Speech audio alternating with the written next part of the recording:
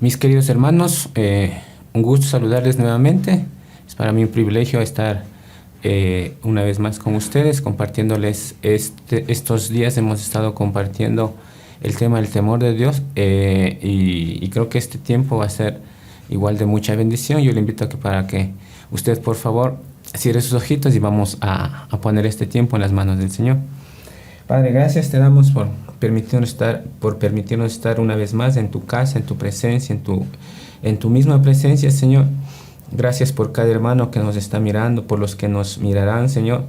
Que tu gracia y tu favor nos acompañen, nos guarde, Señor, que la sangre de Cristo nos limpie, que ángeles velen, guarden nuestras vidas y que tu Espíritu Santo, mi Señor, siga obrando, llenando nuestra vida de tu poder, Padre eterno. Delante de ti ponemos este tiempo, que tú hables, ministres los corazones de cada hermano, de cada hermana, de cada joven, de cada niño, de cada persona que mire, Señor, este tiempo de devocional. Y te pido, mi Señor, que tú hagas en sus vidas el propósito por el cual tú les enviaste, Señor, lo que tú deseas para cada uno de ellos, mi Señor, en el nombre de Jesús, hasta el día de Jesucristo, Señor, que tú sigas perfeccionando, mi Dios. Transforma, Señor, transforma vidas, transforma hogares, mi Señor.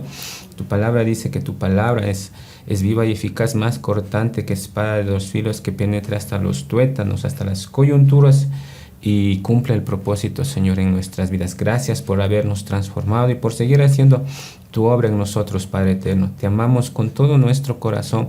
Significas lo más importante para nosotros, Señor, y por eso te damos la gloria, la honra, la adoración, la alabanza, el imperio, el poder es tuyo, mi Señor. Eres digno, Señor, eres digno, eres digno, eres digno, eres santo, eres santo, eres santo, eres eterno, eres glorioso. Eres nuestra torre fuerte, nuestro refugio, nuestro amparo, nuestra fortaleza, nuestro pronto auxilio, Señor. Eres nuestro todo, Señor. Gracias por habernos dado la vida, mi Señor. Gracias por habernos dado la salvación, mi Dios. Y gracias por habernos hecho nuevas criaturas en Cristo Jesús, mi Señor. Por eso te adoramos, por lo que eres, mi Señor, por lo que eres. Y ayúdanos, te pedimos, mi Señor, a buscar siempre tu reino y tu justicia, Señor, para contemplar la hermosura de tu santidad, para exaltar tu santo nombre, para inquirir en tus atrios, mi Señor, para estar siempre contigo, Señor. Es lo más importante, mi Señor. Es lo más importante estar contigo, Señor. Las demás cosas vienen por sí solas, por añadidura, dice tu palabra, Señor. Te amamos con todo nuestro corazón, te exaltamos. Eres digno, Señor, eres hermoso, eres todo, mi Señor. Pongo este tiempo, mi Señor, en tus manos. Gracias, Padre, que la palabra que vaya a salir de mi boca llegue, Señor, por el propósito por el cual tú deseas enviarlo, Padre, en el nombre de Jesús. Gracias, Padre eterno. Amén y amén. Amén. Vamos a ver un poco más de lo que es el temor del Señor. ¿Sí? El concepto del temor de Dios, dice, puede sonar contradictorio con la idea de un Dios amoroso y misericordioso. Sin embargo, veremos a través de este mensaje que el temor de Dios es esencial para tener un concepto apropiado de Dios, para vivir de una manera digna delante de Dios y para disfrutar plenamente la libertad y la vida abundante que Cristo nos ofrece. Mire, mucha gente cree que Dios es bueno, es misericordioso, y está bien, es bueno, es misericordioso, es perdonador, es todo, o sea, nos da todo, nos da la salud, la vida, nos da la provisión, y es así. Pero si solo nos quedáramos con ese Dios que es bueno, es bueno, es bueno. Alguien dijo, si Dios fuera solo bueno, bueno y bueno y nos dejara hacer todo lo que quisiéramos nosotros, es decir, que uno va y peca y hace lo que quiere y viene delante del Señor todos los días y le pide perdón, eso no es arrepentimiento. Y si tuviésemos un Dios que nos permite hacer todo, absolutamente todo, sería un Dios complaciente. Y no sería Dios prácticamente, porque si existe un Dios que permite hacer o que nos deja hacer todo lo que nosotros queremos, nos perdemos. Un niño, un joven que no tuvo padre y que no tuvo la dirección, la disciplina de un padre o de una madre, por lo general se pierde. Y lo que no aprendió en su casa, lo que no le enseñó un padre, lo va a aprender afuera, pero lo va a aprender a golpes de la vida. Y muy probablemente ese joven se perderá en drogas, en pandillas, en alcohol, en fornicación, en asesinato, en lo peor, porque creyó que lo puede hacer todo. o que tuvo un padre y lo permitió hacer todo. Entonces, ese no es Dios. Pero y si nos vamos por el otro lado y creemos que Dios es justicia y solamente imparte disciplina y está esperando el mínimo error para caernos a garrotazos, tampoco sería un Dios. Porque cualquier hijo que tiene un padre así, un padre que sería un tirano, un dictador, un déspota, el hijo preferible se va de la casa. Ahí sí se va de la casa porque dice, mi padre solo me maltrata, solo me exige, no me da cariño, no me da amor. Entonces, ni Dios es un Dios que lo permite todo, ni Dios tampoco es un Dios tirano. Dios es Dios de amor, sí, pero también es un Dios justo. Entonces, tal vez mucha gente tiene la idea equivocada de lo que es un Dios. Mucha gente no se acerca a Dios porque dice, es que Dios debe ser terrible, Dios. Y existe gente, cuando uno predica, cuando uno evangeliza y comparte la palabra del Señor, existe gente que dice, es que yo tengo miedo de Dios, dice, yo tengo temor de Dios porque cuando yo me acerco y si le fallo otra vez y todo, tal vez sea una excusa para seguir viviendo en su pecado, pero tiene la idea equivocada de lo que es el Dios verdadero. Y nosotros como hijos de Dios que ya le conocemos, sabemos que Dios nos perdona, nos ama, nos limpia con su sangre, pero no quiere que vivamos como hemos sido antes. Pero tampoco Dios nos está maltratando y nos está disciplinando y está esperando para darnos latigazos. No. Hay que saber conocerle a Dios para tenerle temor. ¿Y cómo usted le conoce? En su palabra. Si usted es casado o si usted es soltero y ya ha tenido una relación de noviazgo o de enamoramientos, o si ya es casado, ¿cómo le conoció a su cónyuge? Salían, compartían, le invitaba a un helado, le invitaba a pasear, le invitaba a comer, le llevaba detalles, conversaban y conversaban y conversaban. Entonces, cuando usted más conoce a la persona, le va entendiendo, va sabiendo cuáles son sus pensamientos, sus sentimientos, sus emociones, va sabiendo cuáles son sus metas, a dónde quiere llegar esa persona. Y si es soltero, sabe que si Dios les une, si tienen las mismas metas, los mismos pensamientos, los mismos gustos, etcétera, etcétera. Entonces, usted conoce a la persona mientras más tiempo pase con esa persona. O sea, mientras más conversen, mientras más le conozca, usted va a saber. Sí, si es soltero, va a saber si tiene una relación formal ya. Pero si es casado, usted le conoció así a su cónyuge. Es de la misma manera como uno puede conocerle al Señor. Estando tiempos con Él, pasando tiempos con Él en intimidad, usted va conociendo quién es Dios. Tal vez al principio sí nos costó, cuando no nacíamos de nuevo, no le conocíamos a Dios. Sí nos daba un poco de temor y de miedo, como mucha gente lo tiene. Pero el momento en que usted ya le conoce a Dios, sabe cómo es Dios, wow, se enamora de Él. Y como dice el libro de Apocalipsis, el primer amor. Creo que todos los que hemos nacido de nuevo hemos pasado por esa época del primer amor con Dios. Y sería lo ideal que perseverásemos hasta el final en ese primer amor, que nunca muera ese amor. Porque ¿sabe qué? Dios es un Dios que nunca nos falla, nunca nos falla, nunca nos falla. Nosotros, aunque conociendo su palabra, le hemos fallado. Pero Él nos sigue amando. Él nos sigue amando porque sabe que nosotros le reconocemos como Dios. Entonces, si uno quiere tener temor de Dios, quiere conocer a Dios, tiene que pasar en intimidad, en oración y en lectura de su palabra. No hay otra forma. También está bien asistir a la iglesia, congregarse, estar en una célula, en un grupo, si es adulto, si es joven, si es niño, involucrarse. Pero en intimidad es como se le conoce a Dios. En su lugar secreto, allá en su casita, donde quiera que usted tenga en su lugar secreto, le conoce a Dios. Y va leyendo su palabra y la va conociendo a Dios. Y usted comienza a tener temor de Dios. El temor de Dios en el Antiguo Testamento. Dice, después de haberlos liberado de la esclavitud en Egipto, Dios se reveló al pueblo de Israel de una manera majestuosa porque quería crear en ellos una impresión permanente, una sensación imborrable de su majestad y poder.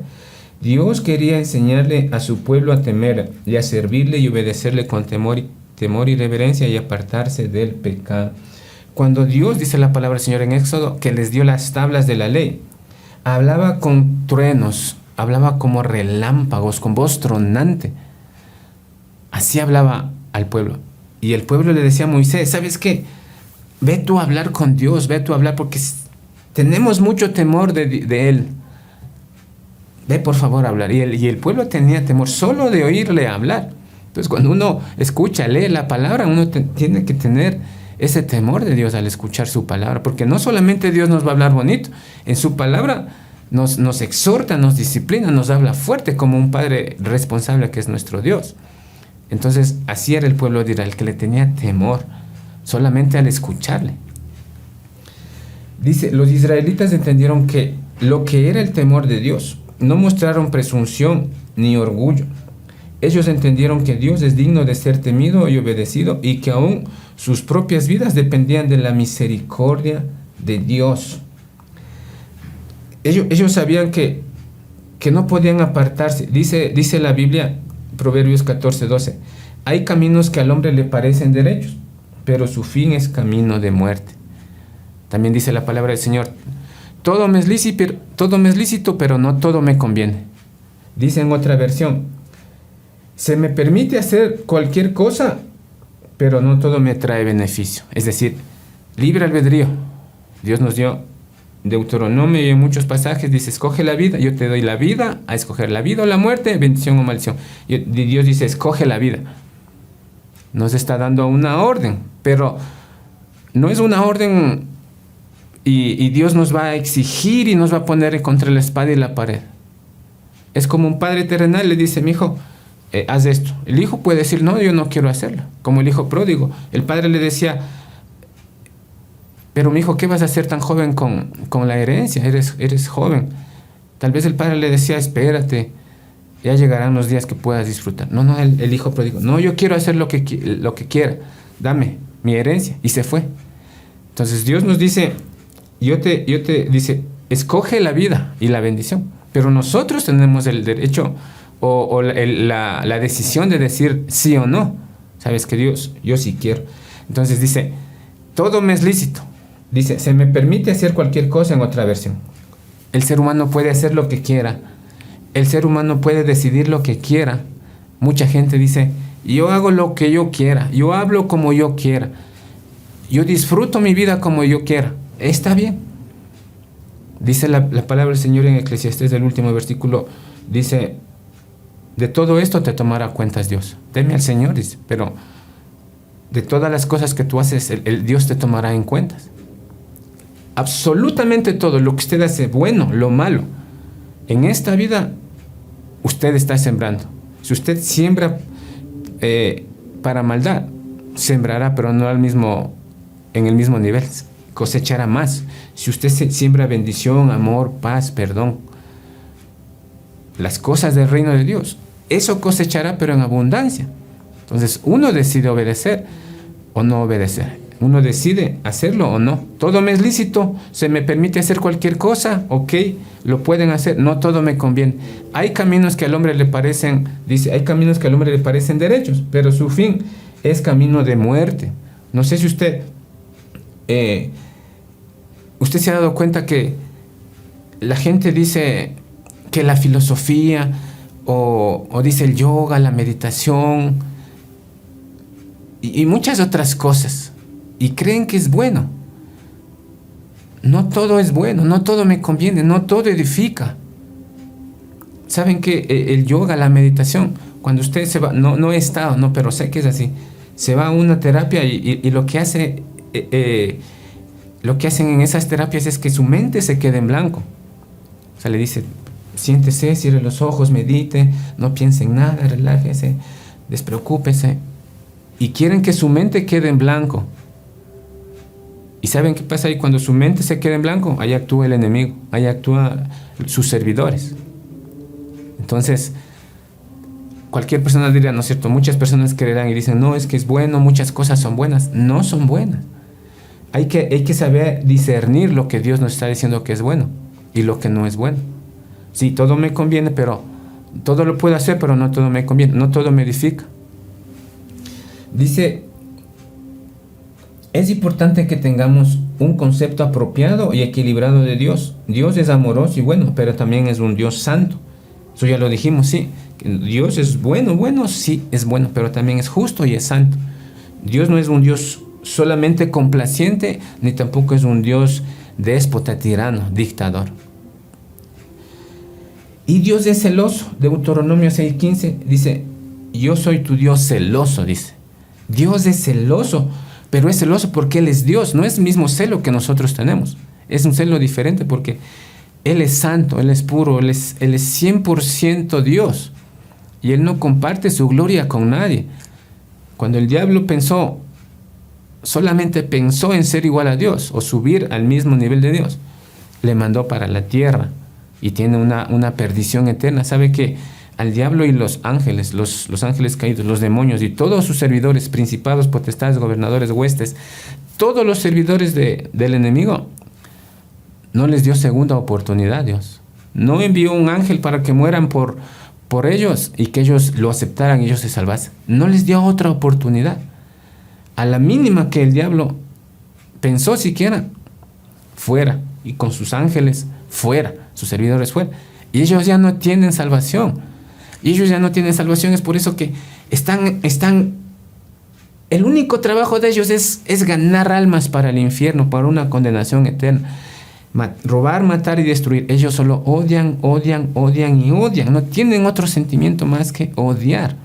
Es por eso que ellos, como saben que están perdidos por la eternidad, no les queda otra que llevar almas para que estén con ellos por la eternidad. Entonces, Dios es celoso, no comparte su gloria con nadie. No comparte su gloria con ningún hombre, con ningún santo, con ninguna cosa creada por Él, porque Él es el único Dios y Él tiene derecho a ser celoso porque Él es santo. Y entonces, si nosotros sabemos, y es un privilegio conocerle, es un privilegio saber que nosotros, así como fallamos, Dios nos ha dado una oportunidad para poder ser salvos. Adán y Eva pecaron, es verdad, y toda la raza humana, hasta la última persona que vendrá a esta tierra, nace con ese pecado heredado. Pero tenemos la oportunidad a nosotros los seres humanos, dice la palabra, que nos creó a imagen y semejanza de Dios, y nos da la oportunidad de arrepentirnos y de ser salvos. ¿No cree que eso es lo mejor que le puede pasar a una persona? Decir, Señor, gracias por la oportunidad que me estás dando. Yo quiero conocerte, quiero salvarme, quiero servirte, quiero tener temor de ti.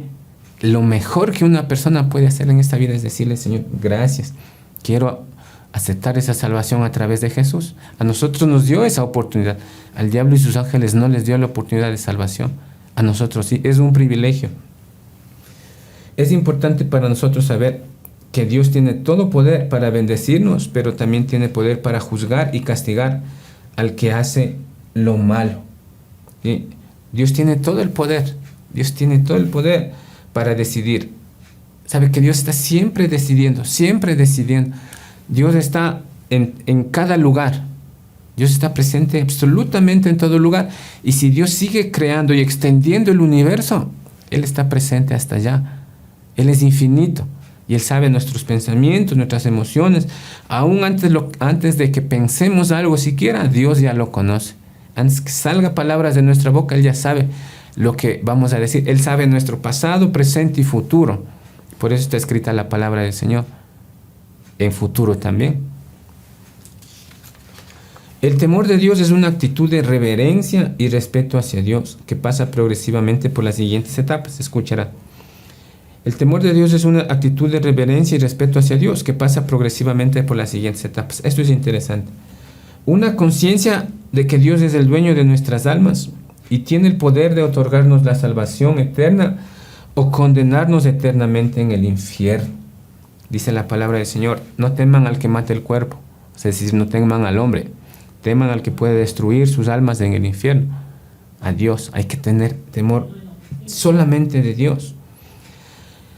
Una conciencia de que Dios está permanentemente mirando todo lo que pensamos, decimos y hacemos, y que Él tiene el poder para premiarnos o castigarnos de acuerdo a nuestra conducta, lo cual nos debería motivar a ser cuidadosos y apartarnos del mal.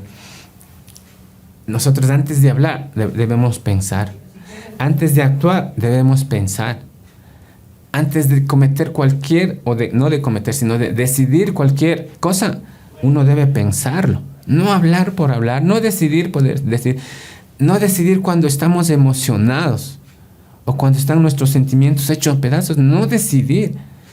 Descansar en el Señor, tomar un respiro, ser sabio, pedirle guía al Señor y actuar. Y actuar. No debemos hacer cosas apuradamente. La desesperación nos lleva a tomar malas decisiones. La paciencia es buena pagadora. Dice, un deseo consciente y permanente de agradar a Dios en todo lo que hacemos y no ofender su santidad. Es decir, sabemos que Dios es dueño de nuestras almas. Sabemos que Dios nos está mirando lo que hacemos, lo que pensamos, lo que decimos. Y ahí nos entra un deseo consciente y permanente de agradar a Dios en todo lo que hacemos para no ofenderle. Dice, un reconocimiento humilde de que Él es Dios y nosotros somos sus criaturas y por lo tanto Él es digno de ser temido y reverenciado. Dice la palabra que Dios al humilde le tiene de cerca, al orgulloso de lejos. Una persona que es orgullosa dice, si existiera Dios, no existiera maldad, no existiera pobreza, no existiera enfermedad, no existiera todos los males que ocurren en la tierra. No le conoce a Dios, por eso habla así. Todas las consecuencias de nuestro pecado las vemos. O sea, desde la caída de Adán y Eva venimos arrastrando todas las consecuencias de nuestro pecado. Y todo lo que ocurre no es porque Dios lo desea o lo está haciendo Él. Son nuestros propios actos. La enfermedad entró a causa del pecado. La maldad entró a causa por el pecado. La corrupción, la iniquidad, absolutamente todo lo malo entró a causa del pecado del hombre. Y la gente que no le conoce a Dios dice, es que existiese Dios no permitiera eso. Dios no se complace en ver gente que muere, gente que se pierde en una eternidad sin Cristo, gente ver que se enferma. Dios no se complace. Obviamente le duele porque es su creación, pero es nuestra consecuencia de nuestros propios actos. No es que Dios está contento viendo que lo que Él creó se perdió y se sigue perdiendo. Dice, Dios no quiere que nadie se pierda, sino que todos procedan al arrepentimiento. Diferente sería que toda la gente aceptara a Cristo en su corazón, se arrepintiera y comenzara una nueva vida. ¿Se imagina usted? Ya en noviembre vamos a ser 8,000 millones de habitantes. 8,000 millones de habitantes. Y se imagina usted si toda la gente le aceptara a Jesús y fuésemos cristianos convertidos genuinamente. Es decir, que todos nos amáramos, nos respetáramos, nos honráramos, estuviésemos pendientes de nuestro prójimo. Sería prácticamente un paraíso ya, si toda la gente conociera a Jesucristo. Lamentablemente no toda la gente le desea conocer. Mucha gente dice, es que Dios lo permite, es que ¿por qué Dios? Y muchos argumentos, como dice ¿no? la palabra, que el enemigo les tiene enceguecidos, su mente y su mirada y su entendimiento, les tiene enceguecidos y creen que sus argumentos son válidos. Absolutamente no. Dios siempre será Dios. Y el plan y el propósito para cada persona Él lo tiene. Cada persona decide aceptarlo o no. Dice, la expresión yo Jehová implica yo soy su Dios y a mí deben temer. En Levítico 18 y en muchos pasajes también del Antiguo y del Nuevo Testamento, Dios nos da directrices, mandatos. El Levítico 18 habla sobre la pureza sexual. Dice, no te acostarás, dice, o no verás la desnudez de tus tíos, de tus tías, de tu pariente cercano, etcétera, etcétera. Y en Levítico 18 nos da una lista. Dice, no verás la desnudez, no es pureza sexual. Dios solamente desea que nosotros tengamos nuestra intimidad sexual con nuestro cónyuge, con nuestra esposa, con nuestro esposo, en un matrimonio bendecido por Dios. Antes no, fuera de eso no. Y es por eso que uno debe guardarse puro y sexualmente hasta que se case. Y ya cuando se casen pueden disfrutar de una intimidad sexual. Pero mientras tanto no. Dice, muchas otras escrituras nos enseñan principios que llevan implícita una conducta de temor de Dios. Dice la palabra del Señor, en Proverbios 15:16. Mejor es lo poco con temor de Dios que el gran tesoro donde hay turbación. No dice que ser pobre está bien, no. Dice, mejor es lo poco con temor de Dios. ¿Qué prefiere usted? Tener un hogar sencillo, un trabajo estable y no tener tantas riquezas. Tener lo justo, ¿no? Y tener paz en su corazón, andar libre por la calle, no tener deudas, sacar a su familia a pasear, a comer y vivir una vida agradable delante de Dios. O tener tantas riquezas, pero tener aflicción del corazón. ¿Sabe que una persona que tiene la avaricia, un espíritu de avaricia, no se cansa de tener? O sea, ya tiene, Dios le permite tener una casa, un carro, una empresa, y quieren, y siguen, y acumulan riqueza. No tiene paz en su corazón. Está viviendo para el Dios dinero. Por eso dice Dios, es mejor tener lo poco, lo justo, con el temor de Dios, que gran tesoro donde hay turbación. Entonces una persona que se afana, nunca se ocupó de Dios, y solo se enriquece, y los bienes, y las casas, los edificios, las empresas, no va a gozar de eso, va a quedar para otras personas. Y no ha disfrutado ni aquí en la tierra, menos en la eternidad, porque se va a una eternidad sin Cristo, a menos que lo acepte como su Salvador. Dice, el temor de Dios es aborrecer el mal, en Proverbios 8:13. Dios no desea que simplemente seamos indiferentes ante el mal, y mucho menos que nos guardemos en nuestro corazón una atracción íntima hacia el pecado. Lo que Dios desea es producir en nuestros corazones un aborrecimiento profundo hacia el pecado y un amor por hacer lo bueno. Como hijos de Dios, y somos a imagen y semejanza, y ya le conocemos a nuestro Padre eterno, entonces nosotros ya el pecado lo aborrecemos como Él le aborrece. Al pecado lo llamamos pecado. Al pecado le llamamos por su nombre. No andamos diciendo que el mundo, la filosofía, la psicología lo llama de otra manera y nosotros también le ablandamos. No. Jesús dijo a los sí, a los no. Y como Dios aborrece el pecado, nosotros tenemos que aborrecer el pecado. Y Dios ama el amor, ama el perdón, ama la misericordia, ama la justicia. Nosotros como hijos de Dios estamos llamados a hacer lo mismo. Dice, el temor de Dios es la sabiduría. El principio de la sabiduría es el temor de Dios. Proverbios 1:7.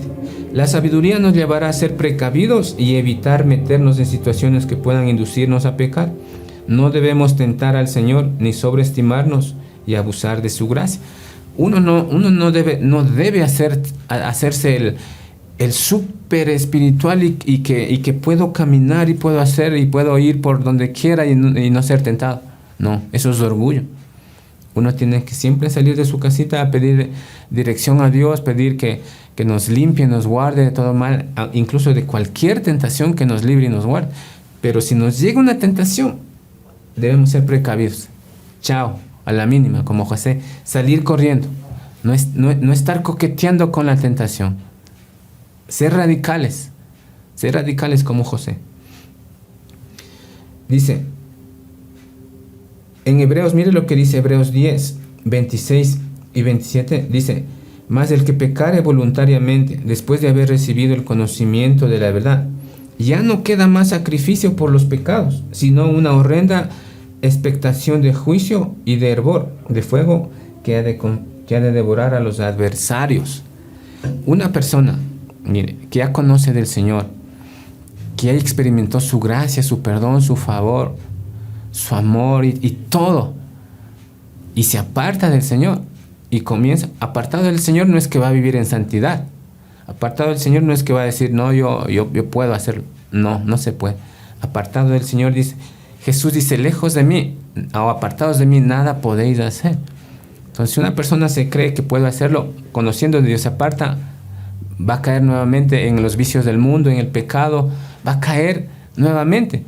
Y dice que el que vuelve a caer, dice ya no hay más sacrificio por su pecado, sino una horrenda expectación de juicio y de hervor para consumir a los adversarios.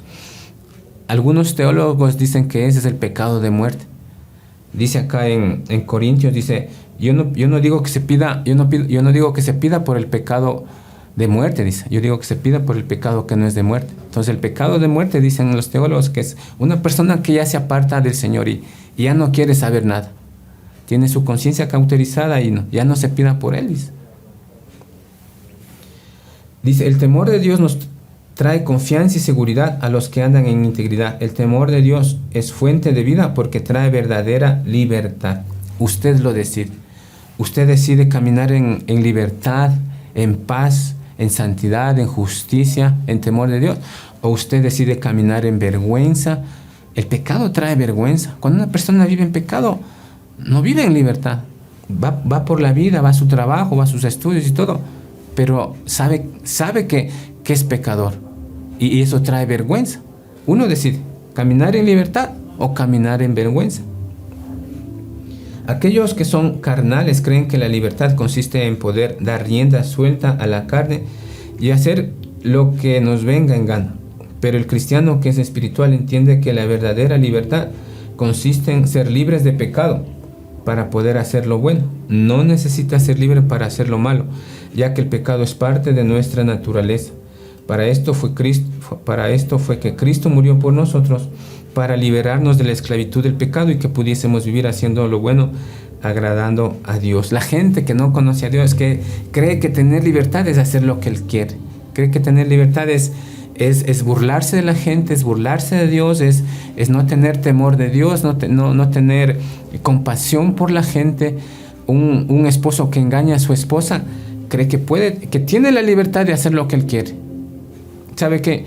Alguna vez me gustó esta frase. Dice, usted puede engañar a pocos mucho tiempo. Usted puede engañar a pocos mucho tiempo. O usted puede engañar a muchos poco tiempo. Usted puede engañar a muchos poco tiempo, pero no puede engañar a todos todo el tiempo. Usted no puede engañar a todos todo el tiempo. Y Dios sabe el mínimo pecado que usted cometió. Hablando, no un mínimo pecado, sino Dios sabe, conoce todo lo que usted hace. Usted no le puede engañar a Dios, no le puede engañar a la gente todo el tiempo siempre, y menos le va a poder engañar a Dios. Entonces, por eso nosotros debemos tener mucho temor de Dios. La gente dice, yo hago lo que quiero, yo decido, yo le engaño a mi esposa, yo tengo un hijo escondido, lo que sea. El novio puede decir, yo le engaño a mi novia y así. No, Dios lo mira y Dios toma parte, y Dios es justo. Entonces uno tiene que tener temor de Dios y más bien no decir yo hago lo que quiero, sino decir, Señor, ayúdame a tomar las mejores decisiones, ayúdame a decidir lo que tú quieres para mi vida, ayúdame a ser canal de bendición para otras personas. ¿Sabe qué? Hay tanta necesidad allá afuera. Usted mira en las redes sociales tanta cosa, tanta amargura, tanto resentimiento, tanta falta de perdón. La gente se hiere, habla cosas inadecuadas porque tienen un vacío en su corazón, y ese vacío es Dios que desea entrar en esos corazones. Y hay tanta necesidad, y más bien cuando uno tiene temor de Dios, uno puede ser canal de bendición para aquellas personas que no le conocen aún. Y si una persona nace de nuevo, dice que hay fiesta en el cielo cuando un pecador se arrepiente.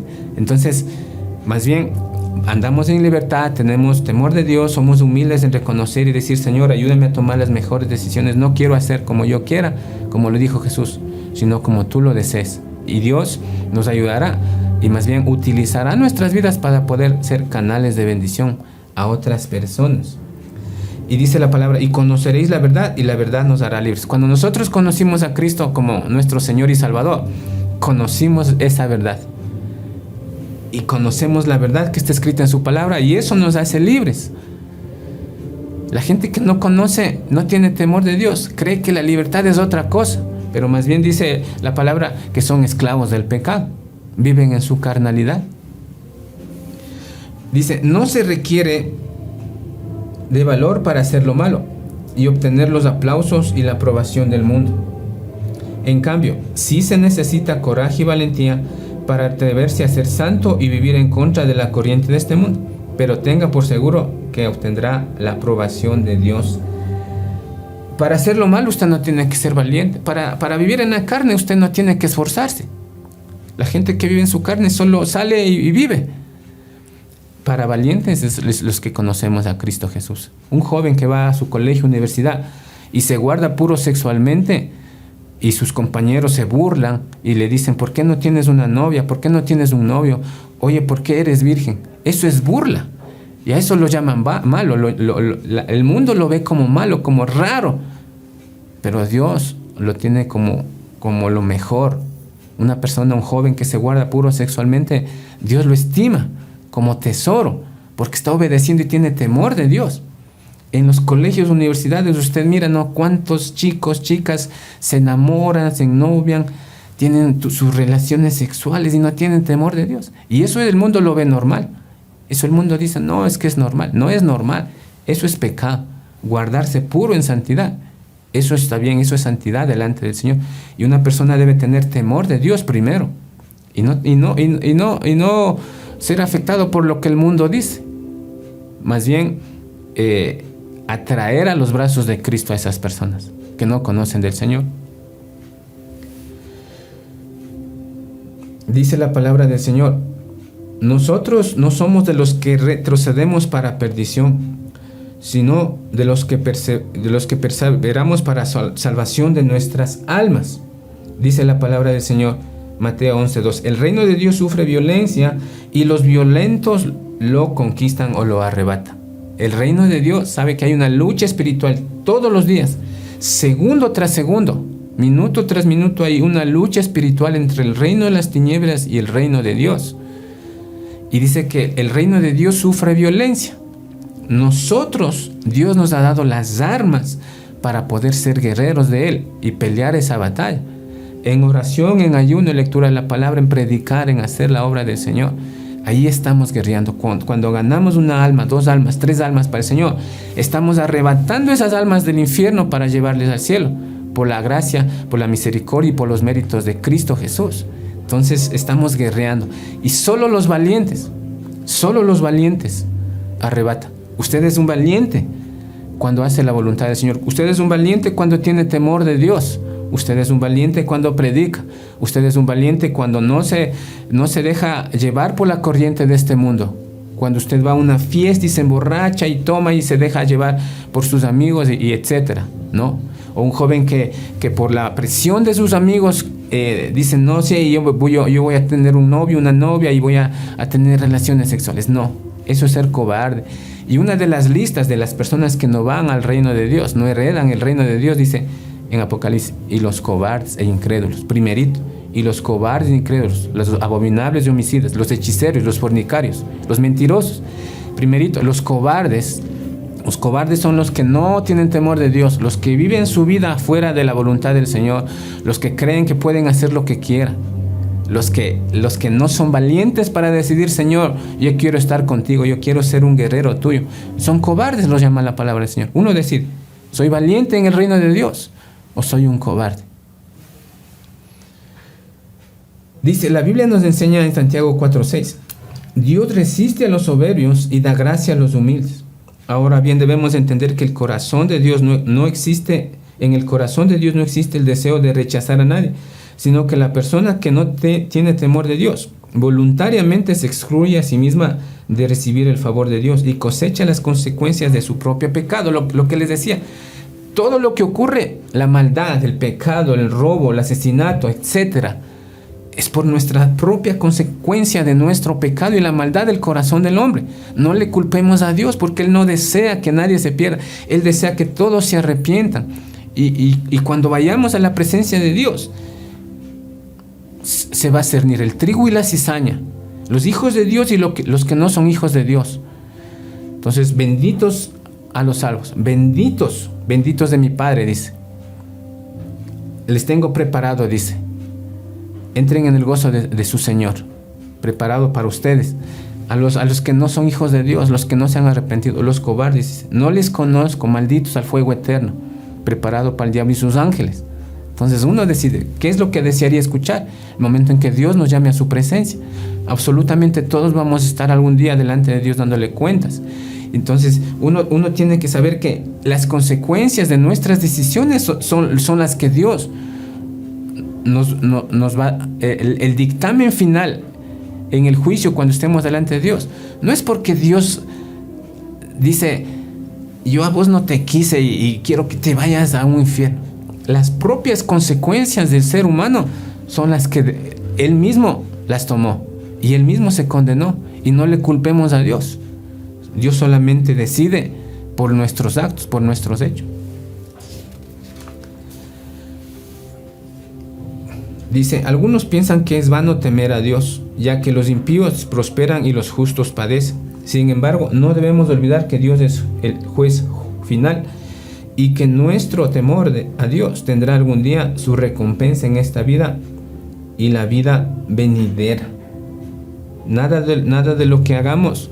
Es verdad que a veces uno dice, no, es que esta persona que no tiene temor de Dios prospera y le sale bien todo, por un tiempo. Pero si no se arrepiente, no conoce a Dios. Se va a una eternidad sin Cristo. Pero nosotros tenemos la seguridad que Dios nos ha salvado. Dios nos va a dar todo lo que necesitemos. ¿Sabe que la palabra de Dios dice, no me des tanta riqueza, dice, no sea que te vaya a negar, pero tampoco me des tanta pobreza, dice. Puede ser que vaya a renegar. Y Dios es tan sabio que sabe que si nos vamos a perder, Él no nos da lo que nosotros querramos.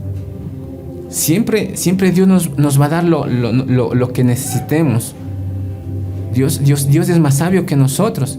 Entonces nosotros tenemos que saber que no importa lo que la gente tenga, cómo prosperan los impíos. No, nuestro corazón tiene que estar limpio, puro, sano, y más bien bendecir a la gente, y más bien que sea que tenga o sea que no tenga la gente, a todos compartirles el evangelio, a todos Dios desea salvarles. Y cuando un padre de familia viene a los pies del Señor, luego vendrá su esposa, sus hijos, su familia extendida. Algunos creen erróneamente que el Dios del Antiguo Testamento es un Dios de ira, al que se debía temer, y que el Dios del Nuevo Testamento es un Dios de solo compasión, al que no hay que temer. Contrario a lo que algunos podrían pensar, Jesús no invalidó la enseñanza sobre el temor de Dios. Al contrario, la profundizó y la asoció al hecho de confesar o negar su nombre. Dios dice, la palabra del Señor dice que Él es el mismo hoy, Él es el mismo ayer, hoy y por los siglos. Él no ha cambiado. Él es el mismo Dios de amor en el antiguo pacto. Él es el mismo Dios de amor en el nuevo pacto. Él es el Dios justo en el antiguo pacto. Él es el Dios justo en el nuevo pacto. Llama pecado a lo que es pecado, desde Adán y Eva hasta la última persona que vendrá acá. Pecado es pecado, santidad es santidad. La palabra de Dios es viva y eficaz, dice, y la palabra de Dios no pasa de moda. La Biblia no es un libro antiguo, la Biblia es más actual y seguirá siendo el libro más actual en todos los tiempos, porque Dios es el mismo ayer, hoy y por los siglos.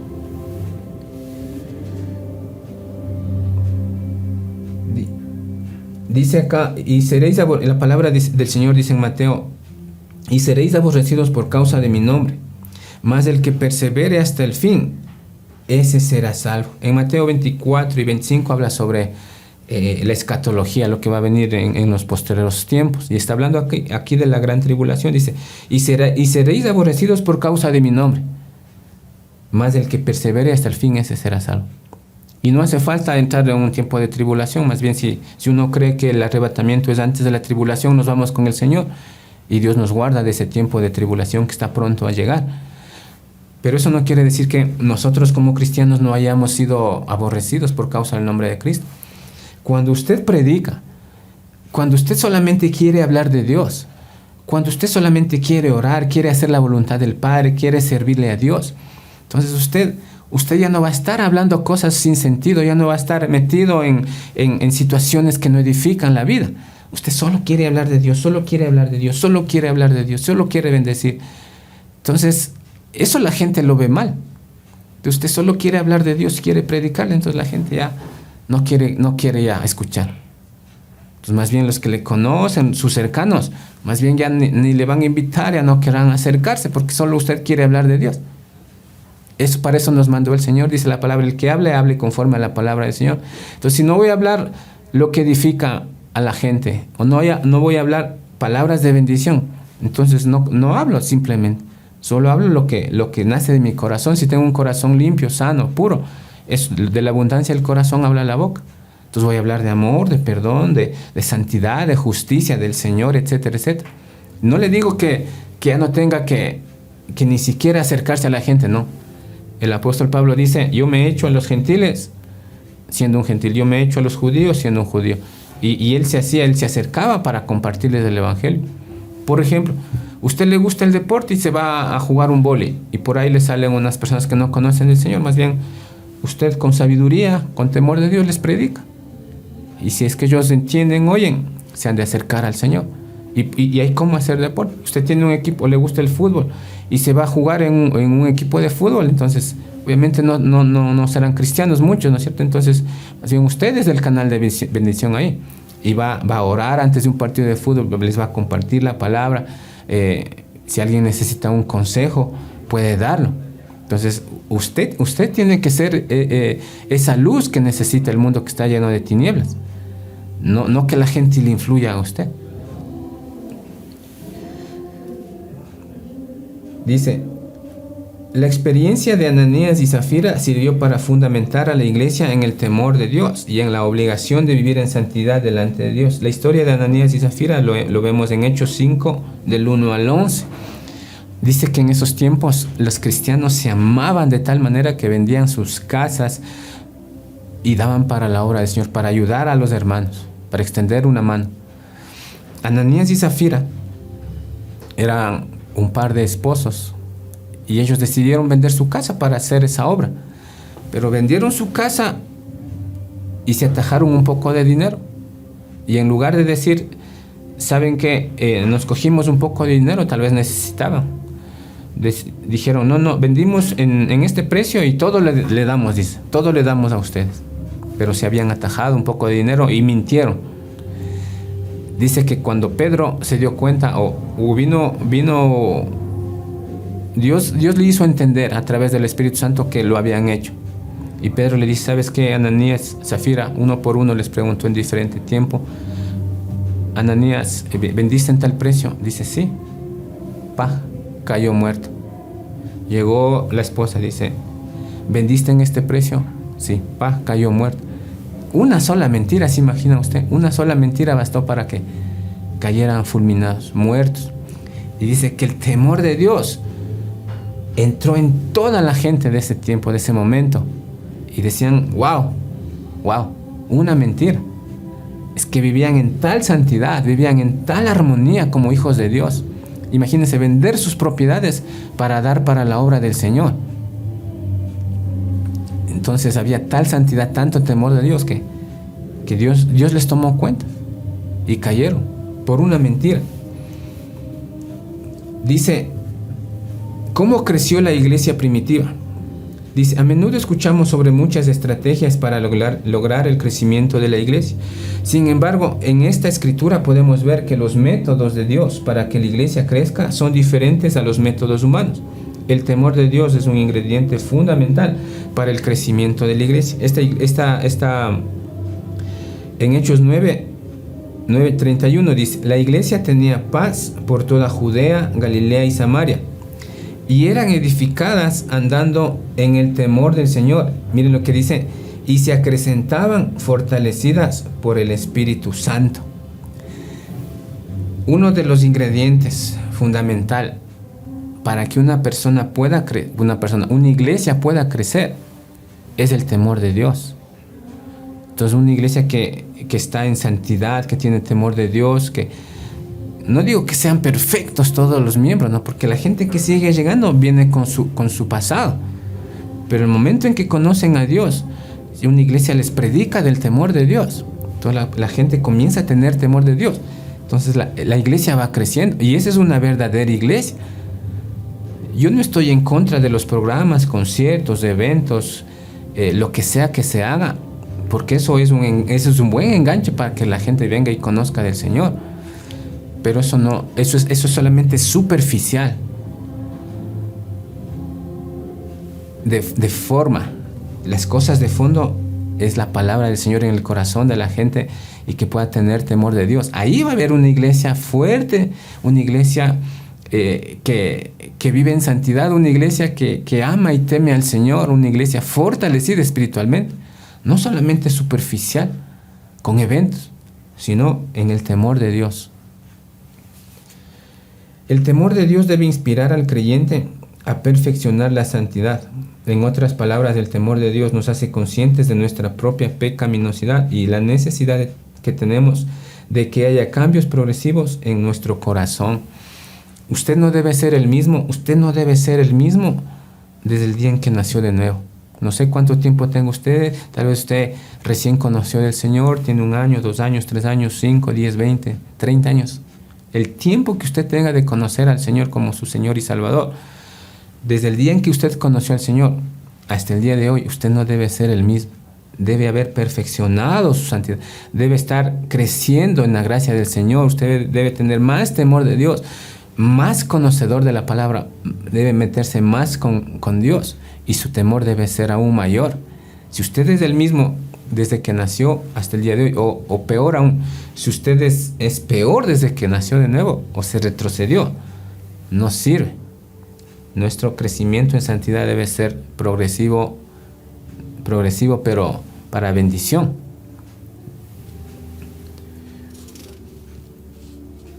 Dice en 2 de Corintios 7:1, dice: puesto que tenemos tales promesas, limpiémonos de toda contaminación de carne y de espíritu, perfeccionando la santidad en el temor de Dios.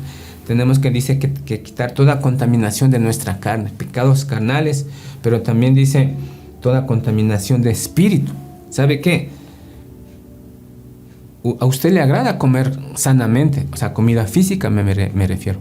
Usted si come en su casita, come fuera de su casa, donde quiera, a usted le agrada comer comida sana, que le fortalezca. Entonces usted va a estar fuerte físicamente. Espiritualmente, o tal vez a mucha gente, hablando de la comida física todavía, mucha gente le gusta comer cosas que no edifican su cuerpo. Comida chatarra, en pocas palabras. Gaseosas. Eso no le edifica.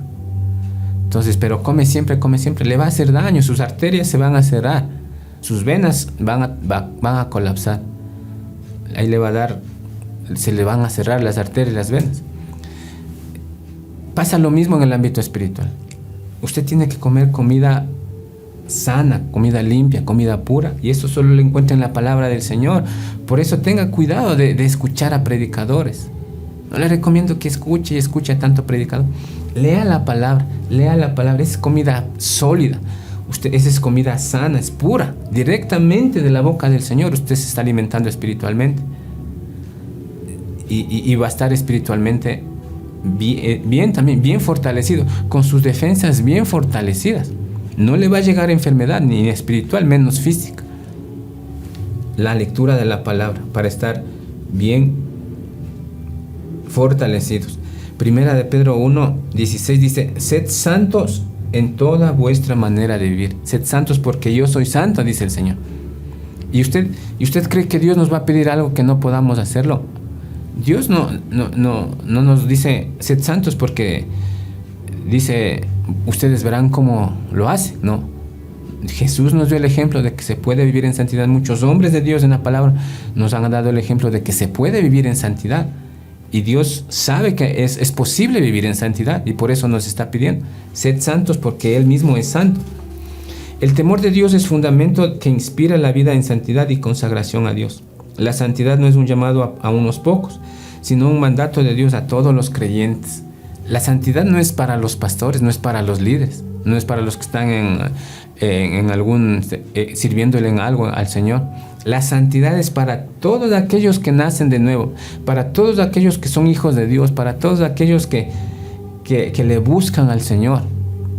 Entonces usted no va a encontrar la santidad solamente cuando viene el domingo a la iglesia y hasta el otro domingo, ¿no? usted va a crecer en el temor de Dios y en santidad, porque está en intimidad con Dios todos los días, en su habitación, en su lugar secreto, buscando de Dios todos los días, pidiéndole un consejo, pidiéndole dirección, lo que sea, en las buenas y en las malas con Dios, siempre, siempre. Por eso dice que no nos apartemos ni a derecha ni a izquierda.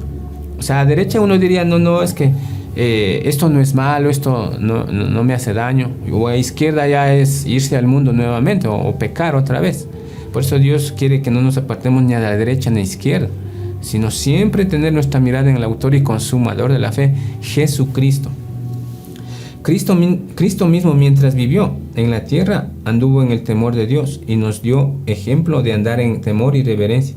Si Él mismo tuvo que hacerlo así, nada debería hacernos pensar que nosotros podemos ser diferentes. Mire lo que dice en Hebreos 5, del 7 al 9. Hebreos 5, del 7 al 9 dice: Y Cristo en los días de su carne, ofreciendo ruegos y súplicas con gran clamor y lágrimas al que le podía librar de la muerte, fue oído a causa de su temor reverente.